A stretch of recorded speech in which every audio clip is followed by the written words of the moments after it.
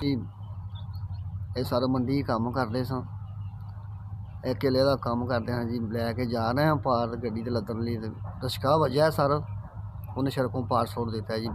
5 साल तो बेरोजगार होए बैठे हैं। बीवी मेरी जाती बस लोगों के बर्तन शर्तन मांज के लैंदी बच्चों लिए कोई असी गुजारा करने बेरोजगार बैठे हैं जी 5 साल तो सर। जब लत्त टुटी एक बंदा सी लाला उन्हें मैनू लिया के दाखल करा दिता है घुरकी हस्पताल दे विच। उन्हें मेरा इलाज करवाया जी। 4 धीआं ने सर, एक बच्चा है होए नूं 5 साल हो गए ने सड़कों के बैरी है। अस्सलाम वालेकुम। सारे बच्चे ने छोटे छोटे बच्चे जवान ने नहीं दे खान भी नहीं है घर सकंजा भी लवाना है दवाई वास्ते भी कोई नहीं है। तो असी बड़े परेशान मकान भी किराए ते हैं। असी बिल्कुल परेशान है। बच्चे खान भी मंगते हैं पाउन भी मंगते नहीं मिलता।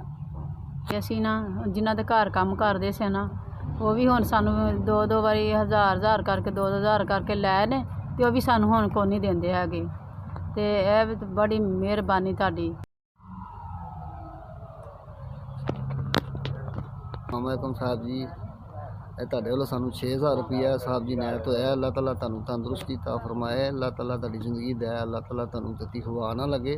अल्लाह पाक तुहाडे ते रहमत ता फरमाए जी। अल्लाह ताला अल्लाह पाक तुहानू बहुत दे जी। अल्लाह ताला तुहाडे बच्चों नू अल्लाह हज कराए जी मालक दी दा। साहब जी तुहाडी बीवी नू अल्लाह ताला जिंदगी दे तंदुरुस्ती ता फरमाए जी। अल्लाह तुहानू भी अल्लाह तुहानू बहुत ज़्यादा दे जी माशाअल्लाह जी। अल्लाह ताला तंदुरुस्ती दे जी।